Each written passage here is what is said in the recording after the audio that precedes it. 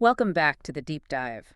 Today, we're not just scratching the surface, we're really investigating the deep architecture of global power. We're trying to track down these shadows of power, the ones hiding right out in the open, and look at what might be the biggest challenge to, establish structures in maybe a century. That's absolutely right. We've gathered quite a stack of material here detailing how these decentralized networks are popping up.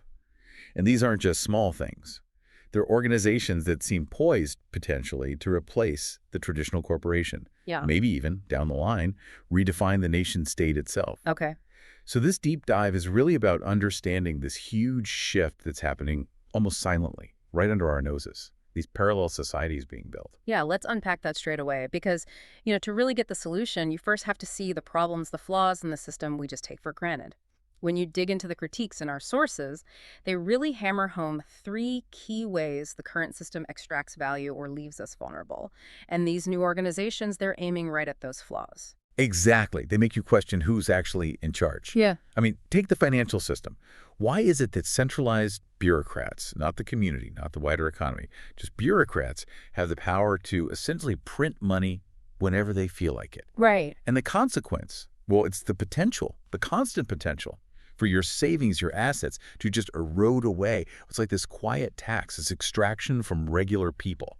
And it's not just like abstract money stuff either. Think about physical things, infrastructure. Our sources point out how often you see these big private equity firms, often based far away like New York, buying up absolutely critical things, ports, hospitals, utilities. They monopolize them. And then what happens? They just siphon off resources, pull wealth out of the very communities that infrastructure is supposed to serve. It's like this middleman force governed by these distant, centralized players. And then there's the digital world where, let's face it, most of us spend a huge chunk of our time now. Yeah. We've sort of accepted that these giant social networks can act like, well, digital kings almost. Yeah. They can just boot you off, silence your voice, kill your online business, or maybe more subtly, just take your data and sell it off to advertisers. Yeah. All without any real due process, no compensation back to you. So you have these massive centralized companies acting with powers we'd never tolerate from a physical government. It really does paint a picture of a system dominated by centralization, doesn't it? Yeah. Whether it's the government or these huge corporations. And our sources are arguing that this whole way of being, this centralized setup, is now facing, well, its ultimate challenger. What is that challenge? The challenge is the Decentralized Autonomous Organization, the DAO. And we need to be really clear here. This isn't just some small tech tweak, a software update. Right. Our sources position the DAO as, and I'm quoting here, the newest titan of the digital age. It's seen as booting up a totally new economic, even political model, one designed to shake the foundations of every industry. It's presented as nothing less than an existential threat to the centralized corporation as we know it. Okay. Now, this is where it gets really compelling. We're actually going to dig into what the sources call the three warring powers, the Leviathans that are shaping our reality right now: God, state, and network. We'll explore something called crypto history. Think of it as a history that's resistant to censorship. And we'll look at the ultimate plan for, well, escaping centralized control, the network state.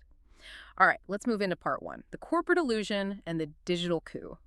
To really appreciate what the DAO represents, we kind of have to rewind a bit, back to the bedrock of modern capitalism, the corporation. And that means going back to Nobel winner Ronald Coase and his big 1937 paper, The Nature of the Firm. What was he trying to figure out?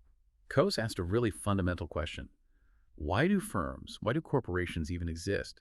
I mean, if the free market is supposedly so efficient, why don't we all just act as individual contractors, constantly negotiating every little thing out in the open? It sounds almost philosophical, but his answer was incredibly practical. It gave us two key ideas we really need to grasp: transaction costs and agency costs. Precisely. So transaction costs, those are all the costs involved in doing business outside the firm. Searching for the right supplier, haggling over contracts, making sure people stick to the deal, all that stuff. Before modern tech, Coase argued, it was just way cheaper and faster to handle resources and deals inside a company structure, its hierarchy, bringing it all under one roof, cut down on the friction of the open market. Okay. That makes sense. And the other one, agency costs. You said that's often the trickier one. Yeah, agency costs pop up when the people running things, the managers or employees, the agents, have interests that don't quite align with the owners, the principals. Think about like a middle manager who wants a bigger budget for their own department, even if it's not the best thing for the whole company's profits. Corporations exist partly to try and minimize that conflict, using things like oversight, HR, audits, and just top-down control. And that model, well, it dominated for the better part of a century. But according to our sources, like the 2016 book Blockchain Revolution, the whole landscape Coase described started to change dramatically with blockchain tech. They call it the Internet of Value. Right, because blockchain, especially when combined with smart contracts, fundamentally reduces both of those critical costs. Software built on the blockchain can actually write down, monitor, and even automatically enforce agreements. When the rules are baked into the code itself, those transaction costs just plummet because you need way less manual negotiation and enforcement. And what about the agency cost problem? Well, if every transaction is transparent on a public ledger, and if decisions are made collectively by the community through, say, decentralized voting, then the ability for any one person, a CEO, a manager, to sort of skim off the top or act against the group's interest gets much, much harder. So that's the core shift. Networks, powered by this tech, can now potentially do what only corporations could do before, maybe even better, and in a totally distributed fashion. The DAO isn't necessarily replacing, like, the physical factory, right? It's replacing the organization that runs the factory. That's a powerful idea in theory. Let's make it concrete. There's a great case study in the sources about this internal shift. Kevin Iwaki building Gitcoin grants. Gitcoin became this really successful crowdfunding tool in the Web3 space, but its own success created this kind of centralization dilemma. Yeah, Iwaki apparently had this real philosophical crisis brewing inside the project. It was about fairness, neutrality. Gitcoin was funding public goods, stuff the community needed, but he started worrying. If Gitcoin stayed a traditional centralized company, what stopped a future CEO from just deciding who gets funded based on personal preference? Or worse, starting to, as he put it, extract from the community, maybe jacking up fees or funneling money to their own pet projects. So the fear wasn't even that someone was extracting value, but that the structure allowed for it, that the potential itself was the flaw. Exactly. The corporate structure itself was seen as the vulnerability. The idea was, if the person at the top could abuse their power, the system was inherently flawed, even if the current leader was trustworthy. Okay. So the answer for them was radical decentralization. They decided to transform Gitcoin grants into this huge internet-native DAO. The goal was to genuinely give power to the community. Decisions about funding, about governance were shifted to the people holding the tokens. It meant community control on a massive scale, hopefully immune to the whims of any single executive. But this kind of idealism ran headfirst into a pretty brutal reality check very early on. Which brings us to this really important, maybe slightly confusing moment in history. The first failure, the 2016 DAO hack. We're talking about the original organization literally called the DAO. Yes, the DAO. It was one of the very first big experiments in decentralized investment funds built on Ethereum. And initially, it was a spectacular success story. It raised something like $150 million in Ether from thousands of people all over the world. It proved that, yes, you could use this decentralized tech to mobilize huge amounts of capital globally. But the code wasn't watertight. There was a flaw, a vulnerability, and a clever hacker found it. They managed to exploit the smart contract and started draining funds, about $50 million worth of crypto at the time. This obviously caused an immediate, massive crisis. Right, the whole decentralized community suddenly faced this impossible dilemma. Do you stick to the absolute principle of code is law, meaning, hey, the code allowed it, so technically the hacker owns the funds? Right. Or do you intervene? Do you centralize decision-making just this once to get the stolen money back? And the path they chose was incredibly controversial. The Ethereum community decided to fork the blockchain. Now, for anyone not deep in the jargon, a fork is basically like hitting rewind. It's a radical software update that decides to ignore all the transactions that happened after the hack started. Yeah. They essentially rolled back the clock on the ledger, creating a new version of the chain. Yeah. That new chain is the Ethereum most people use today. But the original chain, the one where the sept was still recorded and considered valid according to the original code, that kept going too. It became what's known as Ethereum Classic. It was a really messy, politically charged decision. It kind of violated that pure ideal of code is law.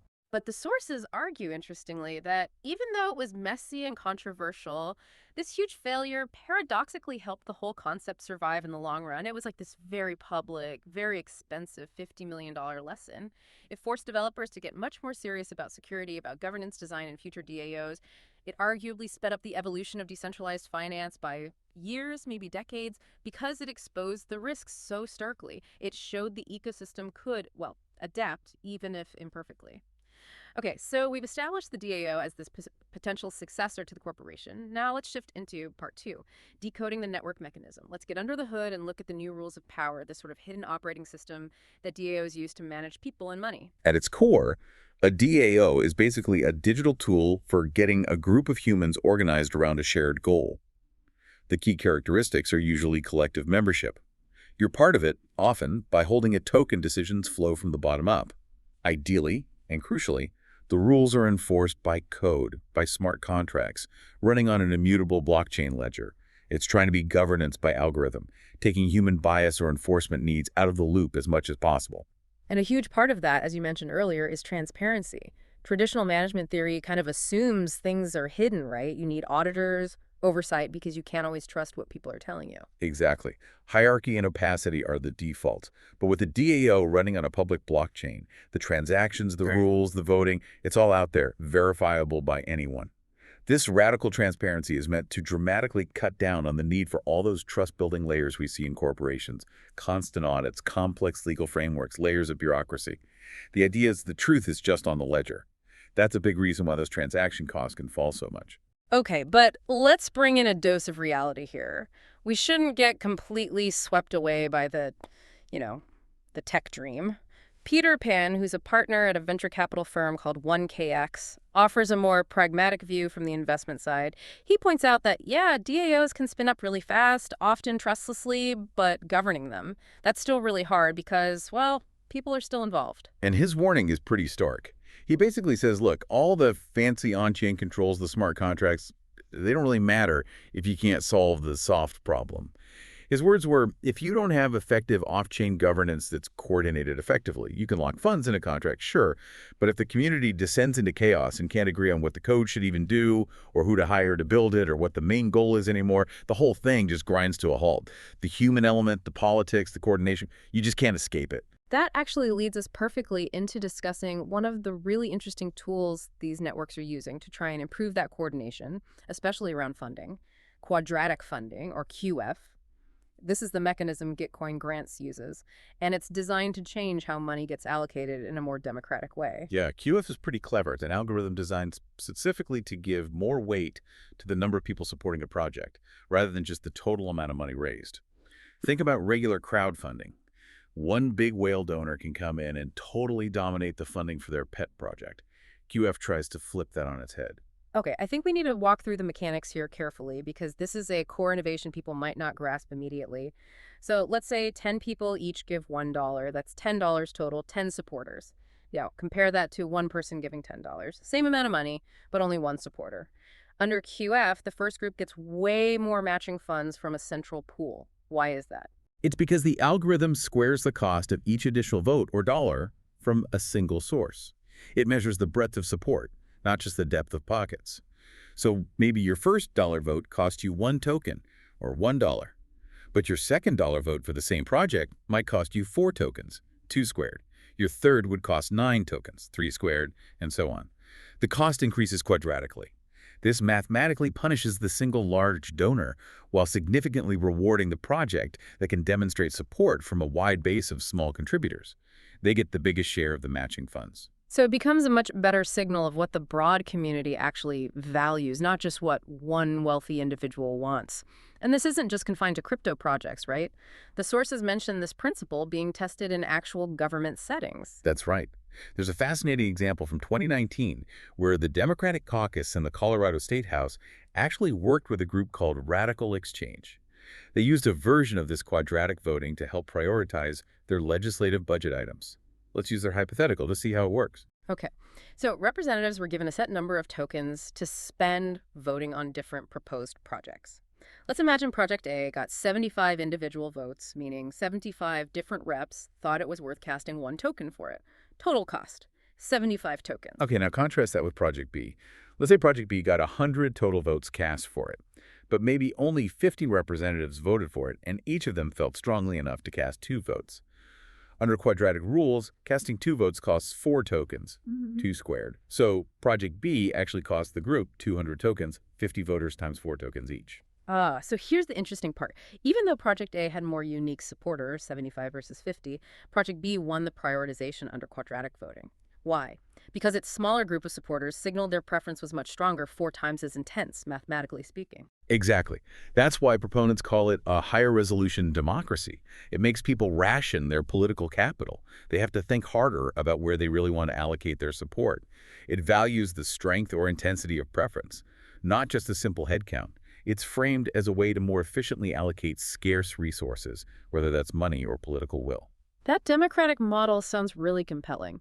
But as we keep coming back to, there's always this human problem, this tendency towards centralization creep. It seems like pure, unstructured decentralization often crashes against the realities of human nature and the difficulty of large-scale coordination. Yeah, the evolution of MakerDAO is a really telling story here. It's one of the oldest, most successful DAOs, founded by Rune Christensen.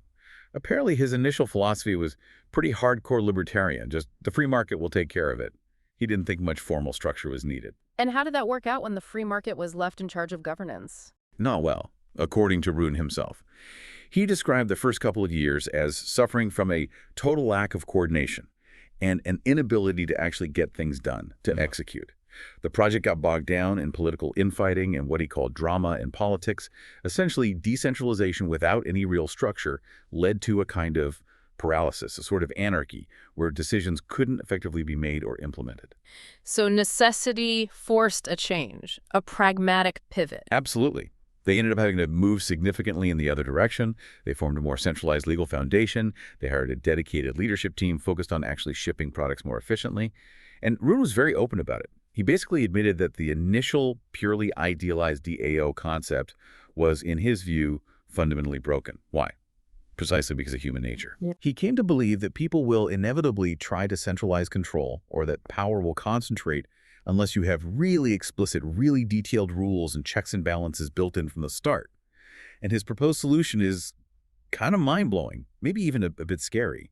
He thinks a truly robust DAO needs thousands upon thousands of pages of incredibly specific rules to prevent powerful individuals or groups, demagogues as he calls them, from capturing the system and extracting value. Thousands of pages. How could humans even write that, let alone agree on it? That's the twist. Rune argues it's probably too complex for humans to handle effectively. He actually believes that AI will eventually need to generate and manage these exhaustive rule sets because humans are too slow, too political, too good at finding loopholes. He issues this warning that many DAOs today might just be, in his words, companies with crypto and a whole bunch of theatrics, basically hiding traditional power structures behind a veneer of decentralization. That human element forces this ongoing, often painful compromise between the ideal of decentralization and the need for practical efficiency. That inherent tension, that compromise between pure ideals and messy human reality sets us up perfectly for part 3. The War of the Leviathans and the Pursuit of Technological Truth. We're shifting gears now, from corporate structures more towards geopolitics. Our sources talk about this fundamental clash between what they call political power and technological truth. Yeah, this is framed as maybe the defining conflict of our era. We need to understand the two kinds of truth they're talking about. First, there's political truth. This is stuff that's true only because enough people agree it's true. Think about the value of a dollar bill, or someone's social status, or even where a national border lies on a map. If belief collapses, that political truth vanishes. Okay, contrasted with technical truth. Technical truth is the stuff that's true whether anyone believes it or not. The laws of physics, mathematics, and, crucially for this discussion, cryptography. 2 + 2 = 4. Gravity works, doesn't matter what poles say. The clash happens because the traditional state relies heavily on the flexibility, the relativity, of political truth, while the emerging network power often relies on the hard, verifiable absolutes of cryptography and code. The sources trace a kind of historical line here, looking at which Leviathan, which dominant force commands fear and obedience at different times. Right. If you go back to, say, the 1800s, the argument is the main Leviathan was God. Compliance was largely enforced through the fear of divine punishment, damnation. Then moving into the 1900s, you see a shift. The state rises to become dominant. Faith moves from the divine to the governmental. Control is enforced through laws, police, prisons, borders, centralized state authority. And now, in the 21st century, they argue we're seeing the emergence of a third Leviathan. the network. This encompasses the internet itself, cryptographic protocols, but also things like the power of the social mob, online consensus. The fear driving compliance today is perhaps less about hellfire or jail and more about digital exile being deplatformed, canceled, economically or socially ostracized by the network. And this new power dynamic is creating some really dramatic conflicts, instances where the network clearly seems to overpower the state. The most pertinent, almost shocking example the sources highlight is Donald Trump's deplatforming back in January 2021. Yeah, walk us through why that's seen as such a pivotal moment, an inversion of power. Well, for about 2 weeks, you had this informal but incredibly powerful network thinksidia, Google, Apple, Amazon, Twitter, Facebook, working in concert with the broader sort of U.S. establishment consensus. They collectively decided to just erase the digital presence of a sitting U.S. president. The sources don't mince words. They call it undeniable proof of the U.S. government's impotence in that moment. Impotence because the formal state, the actual U.S. government, couldn't force these private networks to put them back online. Exactly. The highest formal office of power in the country, the presidency, was shown to be, in that digital realm, effectively powerless compared to the borderless, globally distributed control wielded by these tech platforms. The network basically demonstrated it could override the state's ability to even communicate directly with its populace through these channels. That tension, that visible clash, really defines where we are now, geopolitically speaking. But it's not a one-sided victory, is it? The state is obviously pushing back hard. We're not seeing the state Leviathan just crumble. We're seeing constant counterattacks, state network actions. Oh, absolutely. It's a constant battle. You see it in the aggressive prosecution of figures associated with challenging state control via networks, think Ross Ulbricht from the Silk Road Marketplace, or the ongoing legal saga surrounding Julian Assange. These are examples of the state using its traditional tools, law enforcement, courts, prisons, to target network leaders. Yeah. You see it in China's sweeping crackdown on cryptocurrencies, basically trying to nationalize and control the network effect within its borders. You see it in regulations like GDPR in Europe, trying to rein in data practices. And you even see it in things like the extensive COVID lockdowns, which were, in part, about the state reasserting control over physical movement and enforcing centralized public health directives, limiting physical exit options. The state still holds the monopoly on legitimate physical force, on borders, on the legal system. This conflict between political truths and technical truths also paves the way for a new kind of historical record, something the sources call cryptohistory. They make a pretty bold claim here that the Bitcoin blockchain offers the most rigorous form of history yet known to man. It's a really profound idea. Cryptohistory is defined as macro history, the big picture of events that is cryptographically verifiable. Think of it as a permanent digital log. It could include anything made public and recorded on-chain. Decentralized social media posts, verified donations, digital certificates, votes, all of it digitally signed, time-stamped by the network, and hashed into public ledgers in a way that's incredibly difficult, maybe impossible to tamper with later. History secured by math. And the argument is this directly counters the old model where history is written by the winners or curated by state-controlled media or just lost to time and manipulation. Exactly. The underlying idea is if people see the establishment, the media, the government demonstrably getting things wrong or even lying about turned events, something they call Gell-Mann amnesia, where you know your field is misrepresented, but trust reporting on others, then trust in the historical record also starts to crumble. They use the example of the battle for Mosul in 2017, a huge, devastating conflict that barely made a dent in Western public consciousness because of fragmented media coverage. If something that big can be effectively erased from recent memory during the internet age, imagine how easily past history can be shaped or suppressed. Crypto history offers a potential antidote, a record resistant to censorship, resistant to manipulation, resistant to being buried, because its integrity relies on cryptography, not on the goodwill of any institution. Okay, that logically leads us into the final section, part 4, the network state, escaping the matrix.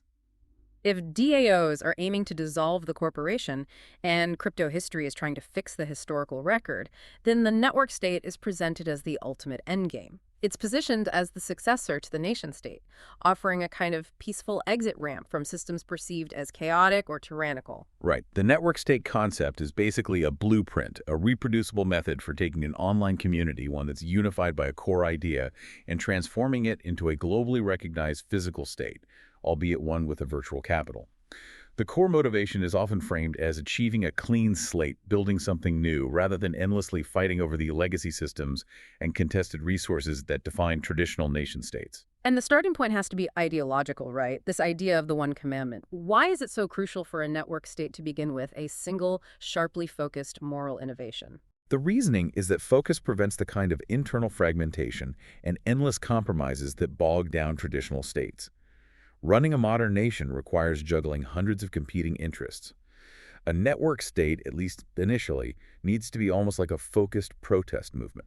It needs one clear, compelling reason for existing, a single moral commandment that defines its purpose, attracts its first citizens, and justifies its separation from the existing order. Can you give us those provocative examples the sources use to illustrate this? Sure. They float ideas like a sugar-bad society, maybe called keto kosher, built entirely around radical principles of nutritional health, directly challenging the industrial food complex. Or maybe a your body, your choice society, operating post-FDA, focused on total medical sovereignty, maybe arguing that centralized agencies create harmful drug lags and restrict potentially life-saving treatments. The key is that sharp defining focus. That's the organizing principle. So you start with the idea, the one commandment. But how do you actually build it? The sources lay out a specific blueprint, 5 necessary components for a network state. Let's walk through the steps. Okay, first, it has to begin as a vibrant social network, fostering a real sense of shared identity, a kind of national consciousness online. Second, it generally needs a recognized founder, someone whose legitimacy stems from actually building this thing from the ground up, not from inheriting power or winning a traditional election. Third, it needs its own integrated cryptocurrency. This acts as its internal economy, its treasury, and the way to measure its economic activity. And what about the physical aspect? You said it's not one big piece of land. Correct. That's the fourth component. Right. It manifests physically as an archipelago of crowd-funded physical territories. Think small, potentially scattered pieces of property around the globe, maybe co-living houses, research labs, data centers, all owned or controlled by the digital community. Physically separate, but digitally united and governed. And the ultimate goal is legitimacy on the world stage. Diplomatic recognition. How do they achieve that? That's the fifth step.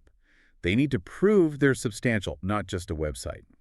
This involves an on-chain census, not just counting heads, but demonstrating significant, verifiable economic activity. The benchmark suggested is something like proving they have 100 million active participants and maybe $10 billion in verifiable annual income flowing through their crypto economy. Once they can demonstrate that kind of scale via the blockchain census, then they can start approaching existing nations and international bodies seeking formal diplomatic recognition as a new kind of state. It sounds incredibly ambitious, almost science fiction. But there are groups actively trying to implement this blueprint now. Let's look at 2 examples, starting with Afropolitan.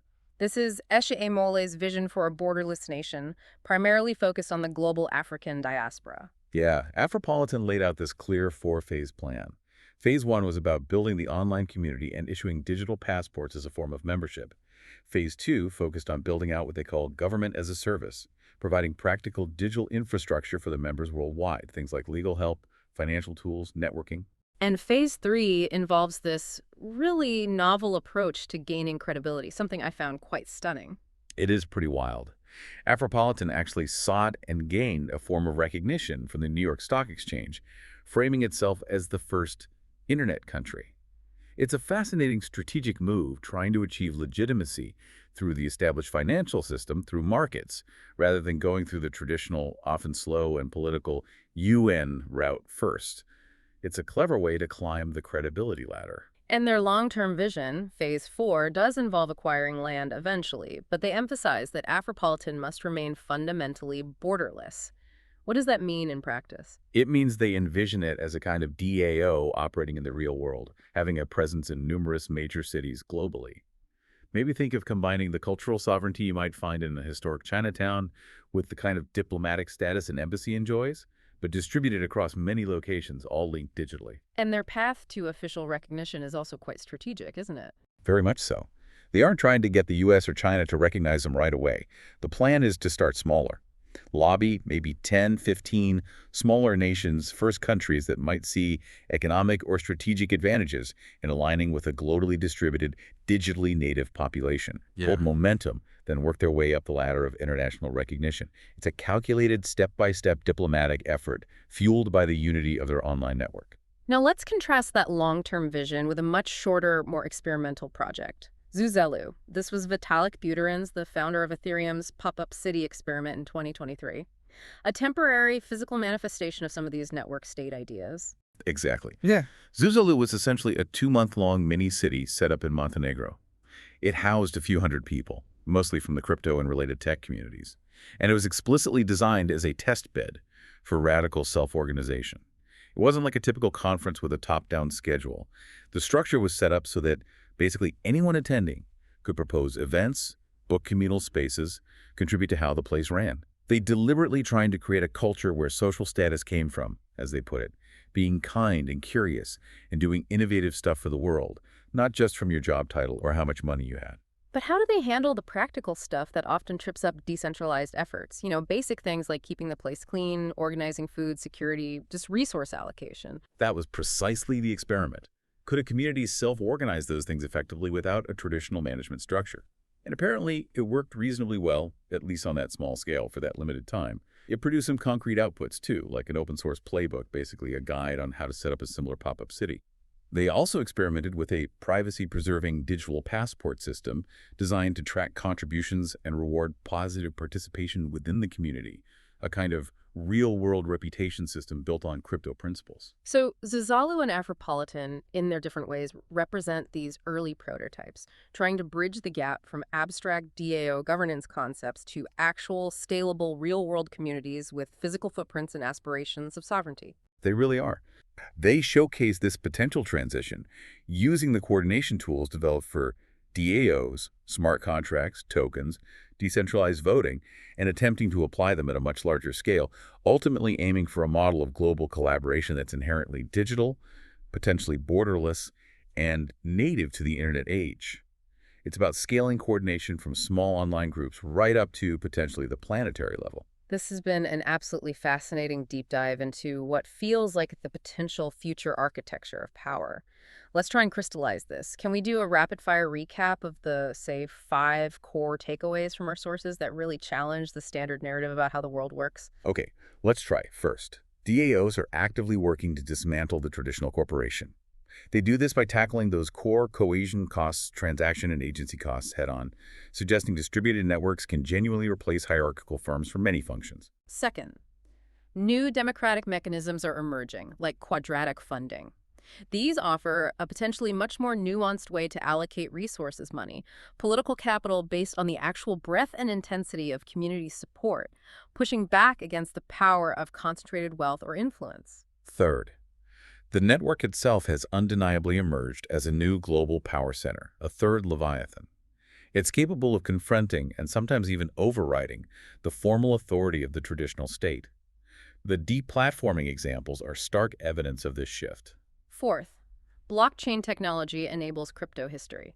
This offers the possibility of an uncensorable, mathematically verifiable record of public events, acting as a potent defense against historical revisionism and narrative control often exercised by centralized powers. And fifth, the network state concept provides a concrete blueprint, a potential escape hatch. It's a method for communities united by a shared vision, a one commandment, to peacefully exit failing or undesirable governance systems and crowdfund their own form of sovereignty in the digital and physical realms. That word keeps coming up, sovereignty. It leads perfectly to our final thought for you, the listener.